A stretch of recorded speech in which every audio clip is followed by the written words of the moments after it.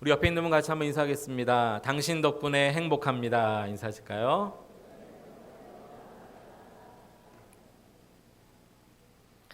여러분 덕분에 행복합니다. 믿으시기를 바랍니다. 모든 일에는 아마추어와 프로가 있습니다. 아마추어는요, 즐기면서 합니다. 힘들면 안 합니다. 그리고 자기 방식대로 합니다. 프로는 좀 다릅니다. 프로는 즐기는 차원을 반드시 넘어섭니다. 때로는 힘들어도 자신의 성장을 위해서 절제하기도 하고 인내하기도 하면서 때로는 상황을 바꾸면서까지도 계속 노력해서 목표치에 도달합니다. 이런 사람들을 프로라고 이야기합니다. 우리 신앙생활에 아마추어 신앙과 프로 신앙이 있다는 것을 여러분 알고 계십니까? 아마추어 신앙은요, 내가 믿고 싶은 대로 믿고 하고 싶은 대로 하는 것입니다. 그러나 프로 신앙은요, 내가 하고 싶지 않은 일도 때로는 힘들고 어려워도 주님의 뜻이라면 절제하고 인내하고 때로는 환경이 바뀌면서까지도 노력하는 신앙인을 프로 신앙인이라고 합니다. 교회 오래 다녔다고 다 프로 신앙이 되는 것은 아닙니다. 이것은 마치 탁구장을 오래 다녔다고 탁구 잘 치는 것이 아니라는 것과 똑같습니다. 탁구를 잘 치는 사람은요, 탁구장을 오래 다닌 사람이 아니라 기본을 충실히 익히고 그리고 계속 실전에서 지더라도 계속해서 게임을 경험한 사람, 그리고 자신의 목표를 향해서 계속 노력하는 사람, 절제할 걸 절제하고 인내하면서 최선을 다하는 사람만 탁구 실력이 늡니다. 이것은 볼링의 경우도 마찬가지인데요. 지난 겨울에 저희 교육자들이 하루 교육자 수련회를 가졌습니다. 사모님들과 함께 교육자 5가정 10명이 대학로에 가서 요한계시록이라는 연극을 통해서 은혜도 받고 맛있는 것도 먹고 그리고 볼링을 쳤습니다.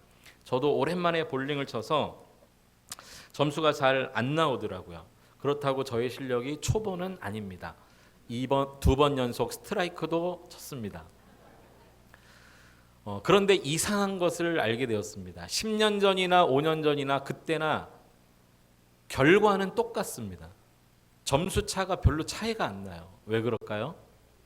저는 전문적으로 볼링을 배워보지도 않았고 고작 쳐야 1년에 많아야 한 번, 2번 치기 때문에, 그리고 볼링을 칠 때 내 생각대로 치기 때문에 점수가 안 오르더라고요. 내 방식대로 이렇게 치니까 잘 되는 것 같으면 그 방법으로만 치다 보니까 뭔가 제 안에 이 볼링에 대한 교육이나 변화가 일어나지 않는 이상 내년도 내후년도 저의 볼링 실력은 똑같을 것입니다. 이게 바로 아마추어인 것이죠. 근데 여러분, 우리 신앙도 우리 인격도 절대 저절로 성장하지 않습니다. 스스로 성장할 수 없습니다. 반드시 새로운 차원이 필요하고 더 성숙하기 위한 다음 단계가 필요합니다. 많은 분들은요, 교회 와서 말씀 듣고 예배드리고 은혜 받는데 만족합니다. 큰 변화 이런 거 기대하지 않습니다. 이대로가 좋고 안정적으로 가는 걸 편하게 느낍니다. 그러다 보니까 신앙의 성숙을 경험하지 못합니다.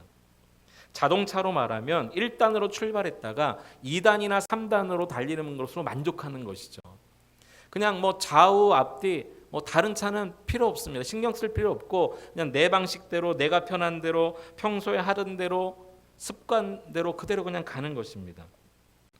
여러분, 자동차가 자기 속도에 맞게 기어를 변속하지 않으면 어떤 일이 일어난지 아십니까?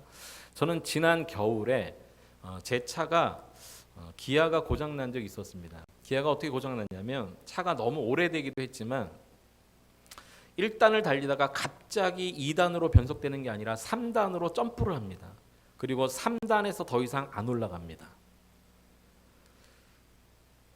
70km 이상을 나갈 수가 없어요. 3번은 그 차를 가지고 고속도로를 탄 적이 있는데, 여러분, 고속도로에서 제 좌우 앞뒤에 있는 차량들이 아주 속이 터졌을 것입니다. 그런데 그분들만 속이 터진 게 아니라 저도 속이 터졌어요. 고속도로를 70km 이상 못 밟는다는 게 여러분 상상이 되어지십니까? 그래서 자동차 공업소에 차를 끌고 갔습니다. 그랬더니 뭐가 문제인가? 미션 전체를 다 갈아야 된다는 거예요. 차를 파는 값보다 이 고치는 값이 더 들겠더라고요. 그래서 그 사장님도 너무 안 됐던지 저를 이렇게 위로합니다. 선생님, 그냥 차가 쓸 때까지 타시죠. 이렇게 이야기하시더라고요. 그래서 마음속에 결단했습니다. 차랑 저랑 운명을 달리할 때까지 그냥 타자. 뭐 어떻게 되겠지. 그런데 가면 갈수록 이 기아가 더 이상해지는 거예요. 이상하게 소리도 나고 3단 이상을 안 올라가니까 웽 하는 소리로 그냥 계속 달리는 겁니다. 너무 불안했어요. 점점 차가 안 좋아지기 시작합니다. 그래서 너무 안 될 것 같아서 저희 교회에 이 자동차 중개업을 하시는 우리 집사님을 통해서 2달 전에 다른 중고차를 구입을 했습니다. 기아 변속이 잘 되는 차를 타니 얼마나 좋은지 몰라요. 그때 제가 깨달은 게 하나 있었습니다. 차가 제때에 기아가 변속되어 주는 게 이렇게 중요하구나. 여러분, 우리 인생에도 기아가 변속되어지듯이 우리 인생에도, 우리 신앙생활에도 어느 순간이 될 때 우리의 삶이 새롭게 바뀌어지지 않으면 힘들다는 것을 여러분 알고 계십니까? 여러분이 만약에 여러분의 삶을 돌아볼 때 여러분 스스로도 아마 느끼실지 모르겠습니다. 내가 내 상태를 보고 지금 나의 이 영적 수준을 볼 때 이 상태로는 계속 달려갈 수 없는 부족한 모습이 분명히 있을 것입니다. 오늘 본문 말씀은 하나님께서 당신의 백성인 이스라엘 백성들의 삶의 기여를 바꾸어 주시기로 약속하시는 장면입니다. 오늘 우리가 읽은 성경은 이사야인데 이 이사야는 모두 66장으로 되어져 있습니다. 마치 성경 전체가 66권으로 되어 있는 것과 비슷합니다.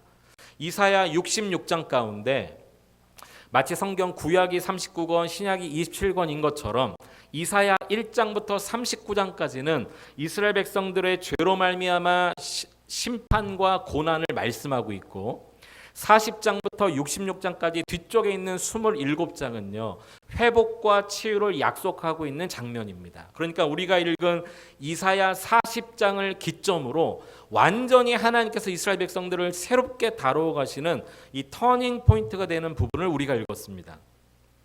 특별히 이사야 후반부를 보면 하나님의 종으로 묘사된 메시아 예수 그리스도가 이 땅에 오셔서 고난을 받으시고 대속의 죽음을 당하게 될 것을 예언하시면서 그 예수님을 믿는 자들에게도 주어질 하나님의 위로와 치유와 회복이 여전히 유효하다는 것을 선포하고 있습니다. 그러면서 하나님께서 이사야 선지자를 통해서 오늘 이 40장 1절에 강력하게 명령하고 있는 것이 하나가 있는데 1절에 보면 이렇게 말씀하고 있습니다. 너희의 하나님이 이르시되 너희는 위로하라 내 백성을 위로하라. 39장까지는 심판과 고난을 말씀하시다가 40장에 완전히 새로운 말씀을 하시는데 위로의 말씀을 하십니다. 그러면서 이런 표현을 쓰고 있죠. 너희의 하나님 그리고 내 백성.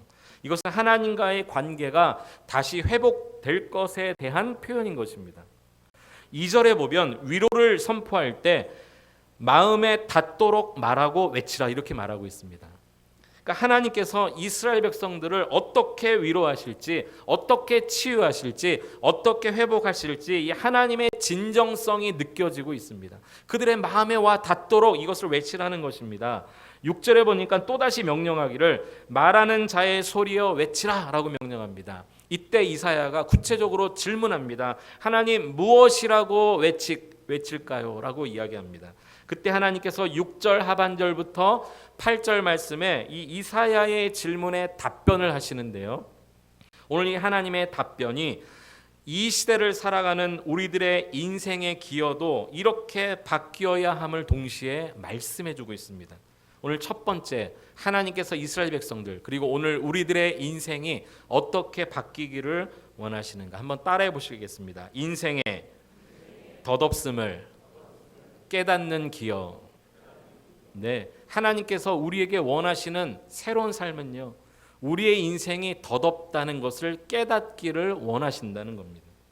하나님께서 외치라 그들의 마음에 와닿게 외치라라고 말씀하셨던 첫 번째 명령이 무엇이냐면 인생은 덧없다는 것을 외치라고 말했습니다. 오늘 6절 이하 그리고 7절을 보면 이렇게 말씀하고 있습니다. 육체는 풀이요 그의 모든 아름다움은 들의 꽃과 같으니 푸른 마르고 꽃이 시듬은 여호와의 기온이 그 위에 불미라. 이 백성은 실로 풀이로다. 이거 외치라고 명령하셨습니다. 아무리 화려한 인간의 영광과 그 아름다움도 잠시 있다 시들어버릴 꽃처럼 다 사라지게 될 것이다. 이것을 가르쳐 주라고 했습니다. 얼마 전에 TV에서 한 프로그램을 시청하게 되었는데 그 제목이 불타는 청춘입니다. 여러분 보셨습니까? 왕년의 스타였던 사람들이 나와서 뭐 5년 만에 10년 만에 어떤 사람은 20년 동안 소식이 끊어진 연예인들이 오랜만에 나와서 왕년에 이런 일들을 했는데 이런 이야기를 하면서 재밌게 프로그램을 진행하더라고요. 저도 예전에 좋아했던 스타들이 많이 나왔습니다. 그런데 한결같이 공통점을 발견했습니다. 다 늙었더라고요. 예전에는 피부도 탱탱하고 얼마나 이쁘고 아름답고 멋졌는지 몰라요. 그런데 오랜만에 나와서 보는데 다 똑같이 얼굴은 자글자글 쭈그러져 있고 이마에 주름살이 늦고 다 늙었더라고요. 제가 우리 의정비전교회 와서 11년째 사역을 하고 있습니다. 11년 전에 본 집사님이 지금의 그 집사님이 아닌 것을 발견하고 어떻게 심심한 위로의 말씀을 드려야 될지 모르겠더라고요. 근데 동시에 깨닫습니다. 그분이 저를 볼 때도 마찬가지지 않을까요? 11년 전에 안 목사님이 이랬는데 지금은 다 늙었다고, 어떻게 분리교회 할지 걱정되겠다고 뭐 이렇게 하지 않겠습니까? 그러니까 우리 인생은요, 아무리 화려하고 아무리 아름다운 그런 업적을 가지고 있어도 언젠가 시간이 되면 다 시들어버립니다. 하나님께서 이스라엘 백성들의 삶의 기여를 새롭게 바꿔주길 원하시는데 처음에 명령하신 것이 이것을 말하라고 그랬어요. 여러분, 특별히 오늘 이스라엘 백성들이 꽃처럼 들의 풀처럼 시들어버리는 이유가 있는데요. 오늘 성경에 보면 7절에 보니까 풀은 마르고 꽃이 시듬은 여호와의 기운이 그 위에 불기 때문이다. 이렇게 말씀하고 있습니다. 여호와의 기운이 그 위에 불기 때문에 이스라엘 백성들의 삶이 아무리 화려하고 아름다워도 언젠가는 다 시들어버릴 것이다. 이 하나님의 기운이라고 말하고 있는데 여호와의 기운이라는 이 말이 히브리어 성경에 루아흐라는 히브리어를 썼는데 이것은 하나님의 호흡, 하나님의 생명, 하나님의 영이라는 의미입니다. 그러니까 하나님의 권능 앞에서는 모든 인생이 아무것도 아니라는 것을 말하고 있는 것입니다. 아무리 화려하고 아무리 그 모습이 아름답다 할지라도 하나님 앞에서는 다 지나가는 인생이라는 것이죠. 여러분, 그렇기 때문에 우리 사람은 오직 하나님의 호흡으로, 하나님의 생명으로, 하나님의 영으로만 채워져야 살 수 있는 존재라는 것입니다.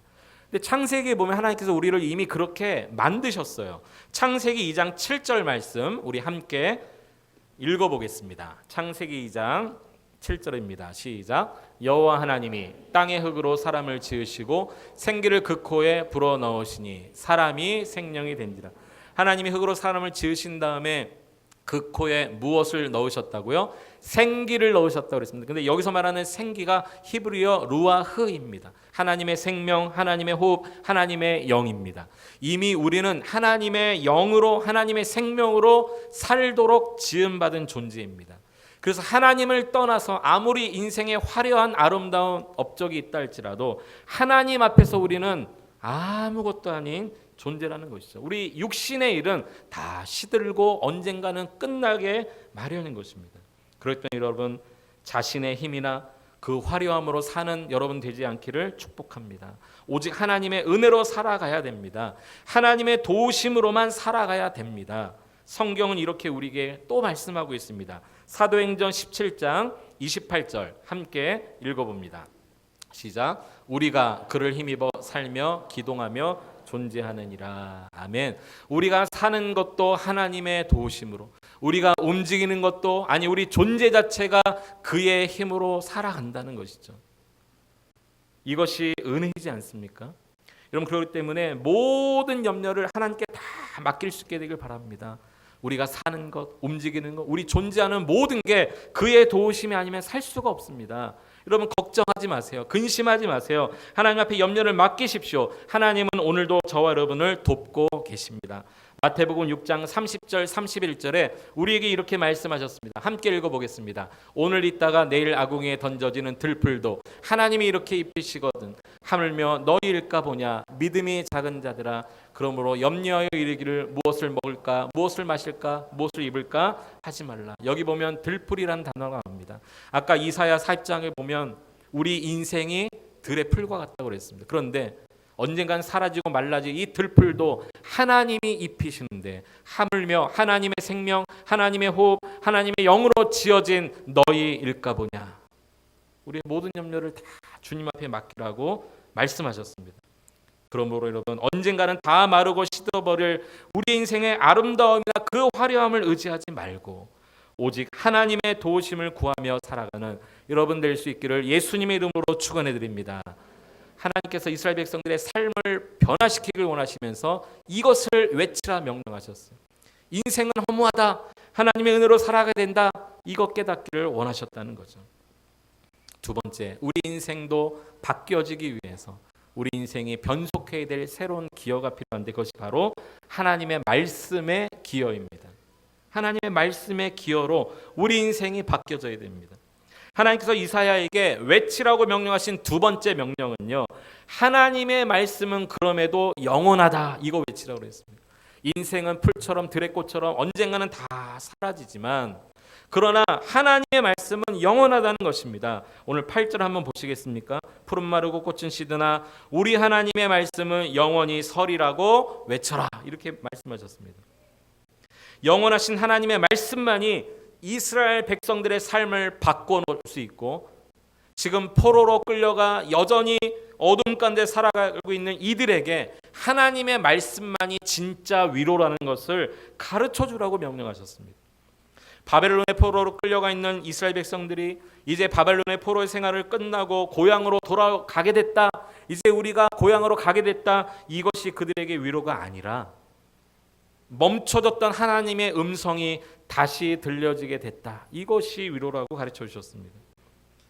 하나님의 끊어졌던 임재가 말씀을 통해 다시 우리 가운데 임재하게 됐다, 이것이 그들에게 가장 큰 위로가 되었다는 것입니다. 여러분은 어떤 것이 가장 큰 위로가 되셨나요? 지금까지 어떤 것으로 인해 가장 큰 힘을 얻으셨습니까? 무엇이 여러분에게 소망이 되셨습니까? 그것이 하나님의 말씀이었나요? 오래전에 미국에서 시작된 15분이라는 연극이 있습니다. 이 연극 이야기를 잠깐 드리면, 연극의 한 젊은 주인공이 무대에 등장합니다. 그리고 자기 삶을, 자기에 대한 소개를 하다가 이 젊은이가 갑자기 몸이 아파서 병원에 갑니다. 병원에 갔더니 의사로부터 청천벽력과 같은 소리를 듣습니다. 당신은 죽을 병에 걸렸고 15분밖에 살 수 없습니다. 연극입니다. 앞으로 15분밖에 살 수 없다는 거예요. 그래서 이 젊은이가 머리를 쥐어짜며 울기 시작합니다. 그리고 집으로 돌아왔습니다. 집으로 돌아오는데 5분이라는 시간이 지나갔습니다. 앞으로 10분밖에 남지 않은 거예요. 그때 집에 초인종 벨이 울립니다. 우체부 아저씨가 뭔가 편지를 전해주는데 편지를 열어보니까 얼마 전에 자기가 그토록 가길 원했던 회사에 입사 지원서를 냈는데 우리 회사에 합격했습니다라는 합격 통지서를 받은 거예요. 그 편지를 읽으면서 2분이 지나갔습니다. 8분밖에 남지 않았어요. 갑자기 전화벨이 울립니다. 전화를 받았더니 가까운 친척이 전화를 한 겁니다. 나에게 자식이 없는데 내 재산의 절반을 너에게 좀 물려주고 싶다, 이 얘기를 들었어요. 이 얘기를 들으면서 2분이 지나갔어요. 이제 6분밖에 남지 않았어요. 다시 전화벨이 울립니다. 자기가 사랑하는 여인으로부터 전화가 온 거예요. 이 여인이 이렇게 얘기합니다. 당신이 어제 했던 청혼을 받아들이겠습니다. 이 전화하는데 2분이 지나갔어요. 이제 몇 분 남았습니까? 4분 남았어요. 여러분, 이 아무리 연극이지만 이 연극의 주인공에게 지금 이 순간에 가장 큰 위로가 되는 말은 무엇이겠습니까? 우리 회사에 오십시오, 이 말이겠습니까? 나의 재산의 절반을 너에게 유산으로 물려주겠다, 이 말이겠습니까? 어제 했던 결혼의 청혼을 내가 받아들이겠습니다, 이 말이겠습니까? 이 젊은이에게 지금 당장 필요한 가장 큰 위로는요, 그래도 당신은 살 수 있습니다, 이 말 외에 무슨 위로가 필요합니까? 그런데 여러분, 오늘 하나님께서 이사야 선지자를 통해서 말씀하신 이 말씀, 이사야를 통해서 이스라엘 백성들에게 외치라고 했던 이 명령이 바로 이러한 성격의 명령입니다. 하나님을 버리고 우상을 숭배했던 이스라엘 백성들, 그로 인해서 하나님과의 관계는 끊어져 버리고 하나님의 말씀은 더 이상 들려지지 않고 하나님이 심판의 도구로 사용하셨던 바벨론에 끌려가서 70년 동안 포로 생활하고 있던 이스라엘 백성들에게 무엇이 유일한 위로의 소식이겠습니까? 그것은 너희가 다시 살게 되었다라는 것입니다. 하나님의 말씀이 다시 너희에게 들려질 것이라는 겁니다. 하나님이 너희 가운데 다시 임재하겠다. 하나님과 끊었던 관계가 말씀을 통해 회복될 것이다. 너희 인생은 풀처럼 마르고 꽃처럼 언젠간 다 시들겠지만 나의 말은 마르지도 시들지도 않는 영원한 말씀이다. 이 말씀으로 너희는 살게 되었다. 이것이 이스라엘 백성들에게 가장 큰 위로 아니겠습니까? 그 하나님은 오늘도 저와 여러분의 삶을 바꿔주시길 원합니다. 우리의 삶을 핸들링하길 원하십니다. 하나님의 말씀을 들음으로 믿음이 더 자라길 원하십니다. 하나님 말씀을 들음으로 내 안에 예수의 생명이 더 풍성해지기를 원하십니다. 여러분, 그러려면 잠깐 있다 사라질 이 세상의 아름다운 화려한 것들 의지하지 말고 오직 영원한 하나님의 말씀 붙들고 살아가게 되기를 축원해 드립니다. 하나님의 말씀이 여러분에게 가장 큰 위로요 소망이라는 것을 믿을 수 있게 되기를 축복합니다. 하나님은 하나님 말씀하신 것을 반드시 이루시는 분입니다. 이사야 55장 11절 말씀 우리 함께 같이 한번 읽어보겠습니다. 이사야 55장 11절입니다. 시작. 내 입에서 나가는 말도 이와 같이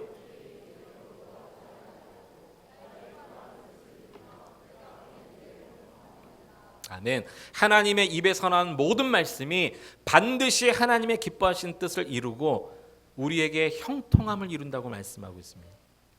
여러분, 하나님은 말씀하신 대로 이루시는 분입니다. 그런데 중요한 게 하나 있습니다. 말씀을 들었다고 우리 인생의 기아가 바뀌어지지 않습니다. 우리 인생의 기아가 바꿔지려면 하나님 말씀을 듣는 게 중요한 게 아니라 들은 말씀에 순종할 때만 인생이 바뀌어집니다. 하나님은 언제나 우리에게 말씀하고 계시죠. 성경을 통해서 말씀하십니다. 환경을 통해서 말씀하십니다. 사람을 통해서 말씀하십니다. 그런데 문제는 언제나 나입니다. 문제는 언제나 우리입니다. 하나님 말씀을 들었지만 잘 귀담아 듣지 않습니다. 하나님 말씀을 들었지만 순종하지 않습니다. 순종하는 부분도 있지만 온전히 순종하는 것은 아닙니다. 그렇기 때문에 우리 인생이 바뀌어지지 않는 것이죠. 4년 전에 소천하신 제가 참 좋아했던 미국의 유명한 로버트 슐러 목사님이라는 분이 계십니다. 이분의 글에 보면 이러한 글이 있습니다. 여러분 어디선가 한 번쯤은 다 들어보셨을 만한 글입니다. 한번 잘 들어보시기 바랍니다. 하나님께서 절벽 가까이로 나를 부르셔서 다가갔습니다. 절벽 끝으로 더 가까이 오라고 하셔서 한 발 더 다가갔습니다. 그랬더니 절벽에 겨우 발을 붙이고 서 있는 나를 하나님은 절벽 아래로 밀어 버리셨습니다. 물론 나는 그 절벽 아래로 떨어지고 말았습니다. 그런데 나는 그때까지 내가 날 수 있다는 사실을 전혀 몰랐습니다. 이런 글입니다.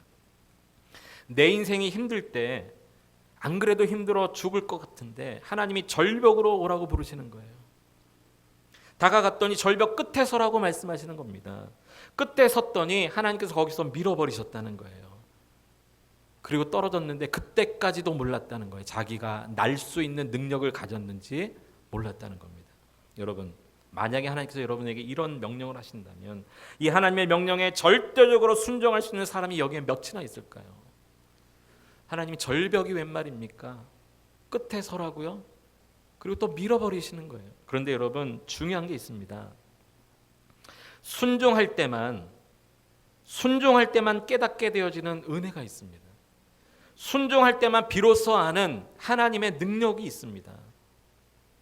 순종할 때만 깨닫고 경험하게 되는 하나님의 은혜와 능력이 따로 있다는 것입니다. 이것은 순종하지 않으면 절대 할 수 없습니다. 순종한 사람만 아는 은혜인 것입니다. 저와 여러분들이 하나님의 말씀에 온전히 순종함으로 여러분에게 하나님께서 이 환경을 이길 수 있는 능력을 주셨다는 것을 그때 비로소 깨닫게 되어지는데요. 그 은혜가 경험될 수 있기를 축복합니다. 요한복음 10장 27절에 보면 이렇게 우리에게 말씀하고 있습니다. 우리 같이 한번 읽어보겠습니다. 시작. 내 양은 내 음성을 들으며 나는 그들을 알며 그들은 나를 따르느니라. 예수님을 우리의 목자라고 비유하고 우리는 그의 양이라고 말씀하고 있는데요. 양은 목자의 음성을 듣는다고 그랬습니다. 그런데 들을 때 오는 복이 무엇인지 아십니까? 목자가 우리를 안다고 그랬습니다. 그리고 그를 따를 수 있다고 그랬습니다. 여러분, 하나님의 말씀을 들을 때 우리에게 가장 큰 은혜는요, 주님이 우리를 아시고 우리도 주님을 알게 되는 거예요. 어떤 사람은 이렇게 말하는 사람이 있을지 모르겠습니다. 하나님은 우리에게 은혜를 주실 때 골라가면서 은혜를 주실 거야. 뭔가 열심히 예배를 참여하고 열심히 봉사하고 충성하고 하나님의 마음을 시원케 하는 그 사람들에게만 더 큰 복을 주실 거야. 복에도 차별이 있을 거라고 말하시는 분이 있을지 모르겠습니다. 그러나 하나님은 사람의 직업이 무엇인지, 외모가 좋은지 나쁜지, 사회적인 위치가 어떤지 이런 것을 보시지 않고 사람 마음 속에 무엇이 들어있는지를 보십니다. 사람 마음은요, 이런 잔과 같습니다. 그래서 이 잔에 커피를 담으면 커피잔이 되는 것처럼 사람 마음에 담는 것에 따라 그 가치가 달라집니다. 여러분, 이 잔이 아무리 금으로 만든 잔이라 할지라도 커피를 담으면 커피잔이고 우유를 담으면 우유잔이고 술을 담으면 술잔입니다. 우리 기독교의 경건은요, 자기를 닦는 데 있지 않습니다. 이 컵을 아무리 깨끗이 씻고 또 깨끗이 닦는 어떤 명상이나 고행으로 자기를 비우는 종교가 기독교가 아닙니다. 기독교는요, 하나님으로 채워지는 종교입니다. 하나님의 말씀으로 채워지는 종교입니다. 우리 인생은요, 질그릇 같다고 그랬습니다. 다 깨지고 다 더러운 그릇입니다. 그런데 이 그릇에 하나님의 말씀이 담겨 있을 때만 우리가 존귀한 자가 됩니다. 이것이 기독교의 진리입니다. 우리가 이 세상에 사는 목적이 무엇입니까? 예수 믿고 구원받은 자가 이 땅에 살아가는 목적이 무엇입니까? 그것은 하나님의 말씀대로 살기 위해서입니다. 여러분의 속사람을 말씀으로 항상 채울 수 있게 되기를 축복합니다. 하나님의 말씀을 채울 때에 우리는 하나님의 영광에 더 가까이 갈 수 있습니다.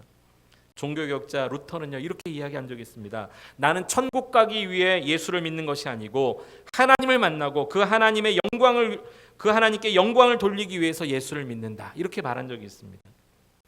여러분, 말씀을 마치려고 합니다. 우리는 예수님을 믿음으로 구원받습니다. 누구나 다 예수님이 나의 구원자임을 고백하고 나의 모든 죄를 위해 십자가에 달려 죽으셨음을 고백하면 우리의 죄와 허물로 영원히 죽었던 우리는 구원을 받습니다. 그러나 구원의 목적은 천국이 아닙니다. 구원의 목적은 하나님과의 관계가 회복되는 것입니다.